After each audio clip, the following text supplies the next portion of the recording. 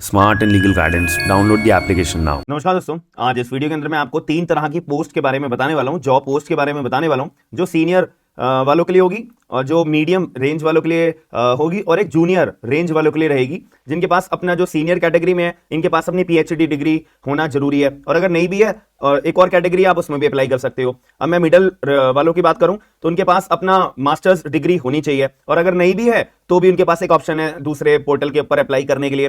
तीसरी मैं बात करूं जूनियर वालों के लिए, जिनके पास 1 साल का एटलीस्ट एक्सपीरियंस होना चाहिए। अगर 1 साल का एक्सपीरियंस नहीं भी है, 2-3 महीने का है, 5 महीने का है, 6 महीने का है, तो भी चल जाएगा। तो आप दूसरे पोर्टल के ऊपर अप्लाई कर सकते हो। यहां पे आपको कोई एग्जाम देने की जरूरत नहीं है, सिर्फ आपको अपना मेल भेजना है, सीवी अपना रिज्यूम भेजना है, कवर लेटर भेजना है, और जो डॉक्यूमेंट्स अटैच करने के लिए बोले गए हैं वो भेजने हैं। आपके उन डॉक्यूमेंट्स का स्क्रूटिनिटी होगी, उसके बाद आपको इंटरव्यू पे बुलाया जाएगा, ईमेल करा जाएगा कि आपका नाम शॉर्टलिस्ट करा जाता है, आप आके इंटरव्यू दे दीजिए। और यहां पे क्लियर शब्दों में लिखा हुआ है, एक बार आपका इंटरव्यू हो गया, आपको इंटीमेट कर दिया जाएगा कि आप सिलेक्टेड हो, आपको इमीडिएटली ज्वाइन करना पड़ेगा। याद रखिएगा, सैलरी भी बहुत अच्छी खासी है, बहुत ज्यादा अच्छी है।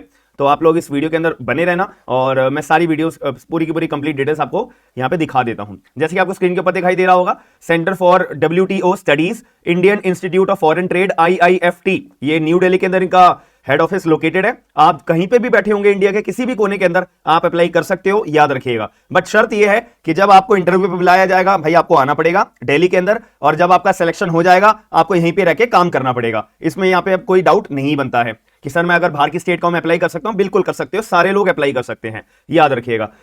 तो IIFT जो है अपना एक इंस्टीट्यूशन है जिसका मेन काम होता है ट्रेनिंग करवाना, रिसर्च काम करवाना। ठीक है, department of commerce, government of India का पूरा ऑर्गेनाइजेशन है ये कोई ऐसा प्राइवेट ऑर्गेनाइजेशन नहीं है, याद रखिएगा। यहां पे जो है ना लीगल रिसर्चर्स की रिक्वायरमेंट है। अब सीनियर वालों की भी रिक्वायरमेंट है, रिसर्च एसोसिएट की भी रिक्वायरमेंट है, और अपना जूनियर रिसर्च एसोसिएट की भी रिक्वायरमेंट है। यहां पे कंप्लीट 6 महीने के अंदर ना यहाँ पे बहुत सारी वैकेंसीज आती हैं, हायर करते हैं, काम अच्छा लगता है तो इनको कंटिन्यू में रखते हैं, वरना जब तक कॉन्ट्रैक्ट पीरियड होता है, जब तक इनको काम अपने पास रखते हैं, उसके बाद इनको बोल देते हैं कि हाँ आपका कॉन्ट्रैक्ट पीरियड खत्म हो चुका है, दैट्स इट। ये अब आपकी कैपेबिलिटी के ऊपर होता है। देखो ना लिखा हुआ है प्योरली कॉन्ट्रैक्चुअल, ये पीरियड होता है 1 साल का। अब यहाँ पे अगर मैं सीनियर रिसर्च फेलो की बात करूं जिनके पास PhD डिग्री है, या मैं सीनियर रिसर्च फेलो की बात करूं जिनके पास PhD डिग्री नहीं है और वो 50 साल से ज्यादा उम्र के नहीं है, और इनके पास मास्टर्स डिग्री है जिसमें इनके 55% हैं, मिनिमम इनके पास 8 साल का एक्सपीरियंस पोस्ट क्वालिफिकेशन का मतलब डिग्री के बाद, मास्टर्स डिग्री के बाद या PhD डिग्री के बाद अगर आपके पास है, ठीक है, और मिनिमम 3 साल का एक्सपीरियंस आपका इंटरनेशनल ट्रेड लॉ के अंदर है, और रेलेवेंट वर्क एक्सपीरियंस जैसे कि इंटरनेशनल लॉ के ऊपर, इन्वेस्टमेंट के ऊपर, पब्लिक पॉलिसी मेकिंग के ऊपर अगर है, और कैंडिडेट जिनके पास PhD डिग्री है उनको सीनियर रिसर्च फेलो की विद PhD की पोस्ट के लिए आप लोग अप्लाई बिल्कुल कर सकते हो। और जो कैंडिडेट्स है विदाउट PhD डिग्री वो भी अपना फॉर्म भर सकते हैं सीनियर रिसर्च फेलो के अंदर विदाउट PhD यहां पे मेंशन करने के बाद में। अब यहां पे आपको सैलरी कितनी मिलेगी, 1,45,000 मिनिमम है, और मैक्सिमम 2,65,000 तक आपको मिलेगी जिनके पास PhD डिग्री होगी। अब जिनके पास PhD डिग्री नहीं है, मिनिमम उनकी स्टार्टिंग सैलरी होगी 1,37,500 से लेकर 2,65,000 तक। अब यहां पे कोई अलाउंस नहीं मिलेगा, कुछ नहीं मिलेगा, मैं क्लियर बोल रहा हूं आपको, ये भी बात हमें समझ में आ जाती है। अब बात आ जाती है रिसर्च फेलो एंड एसोसिएट, जो मिडिल रेंज वालों के लिए मैंने बात करी थी। उनकी मिनिमम सैलरी है 80,000 रुपए, एंड मैक्सिमम उनकी 1,45,000 per month, depend upon your experience. कि आप जैसे ऊपर हमने 8 साल का एक्सपीरियंस देखा, अब किसी के पास 8 साल का एक्सपीरियंस नहीं है, 2 साल का है, 5 साल का है, 6 साल का है, ठीक है, तो ये डिपेंड करता है, फिर आपके उसी हिसाब से सैलरी डिसाइड करी जाती है आफ्टर सिलेक्शन। ठीक है, अब अगर मैं रिसर्च फेलो की बात करूं तो आपकी उम्र 45 से ज्यादा नहीं होनी चाहिए, मास्टर्स डिग्री आपके पास होनी चाहिए, मिनिमम 55% उसमें होने चाहिए, और मिनिमम 3 साल का आपके पास पोस्ट क्वालिफिकेशन एक्सपीरियंस होना चाहिए, और उनमें से भी 3 साल में से भी 1 साल का तो आपके पास होना चाहिए इंटरनेशनल ट्रेड के अंदर, पब्लिक पॉलिसी के अंदर और इन्वेस्टमेंट लॉज के अंदर। यहां पे आपके पास एक्सपीरियंस होगा तो ठीक है, यहां पे लिखा हुआ डिजायरेबल, नहीं है कोई बात नहीं, अगर होगा तो बेनिफिशियल रहेगा, नहीं होगा तो फिर भी आप अप्लाई आराम से कर सकते हो, because it is not mandatory qualification, it is just a desirable qualification, minded. तो इसमें सैलरी अगर आपको अप्लाई करना होगा तो आप 80,000 रुपए से लेकर 1,45,000 तक आप अर्न कर सकोगे with in the period of 1 month, यानी पर मंथ की सैलरी है ये।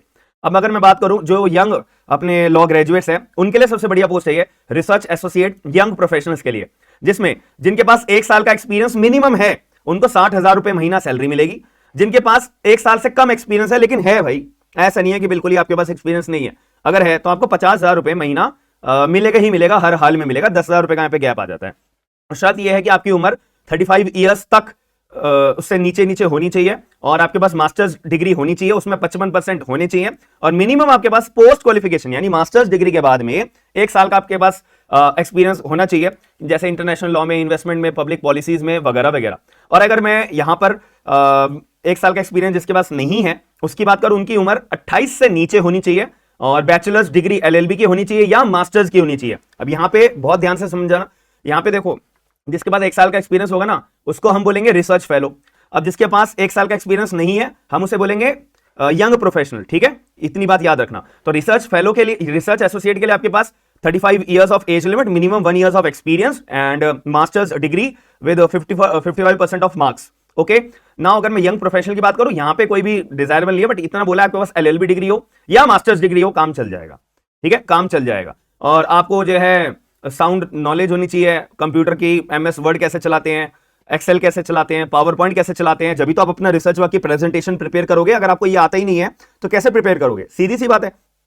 और उनको लिखना, पढ़ना, बोलना इंग्लिश के लिए आना चाहिए। तो यहाँ पे जो लोग के मन में आएगा सर मैं हिंदी से बैकग्राउंड से बिलोंग करता हूं तो मैं अप्लाई कर सकता हूं, भाई देखो आप अप्लाई तो कर सकते हो लेकिन आपका सिलेक्शन मुश्किल होगा, क्योंकि यहाँ पे प्योरली ये रिसर्च वर्क की जॉब है और लॉ को जो रिसर्च वर्क के तौर पे ट्रीट करा जाता है वो इंग्लिश में ज्यादा प्रेफरेंसेबल डील करा जाता है as compared to the litigation. Litigation में आप हिंदी इंग्लिश दोनों में प्रेफरेबल हो कर सकते हो, लेकिन मैं यहाँ पे जॉब के पर्सपेक्टिव में बात करूं, रिसर्च के पर्सपेक्टिव में बात करूं, इसको ज्यादा इंपॉर्टेंस जो इंग्लिश वालों को दी जाती है। ये मैंने आपको क्लियर तौर पर इसका जवाब दे दिया है।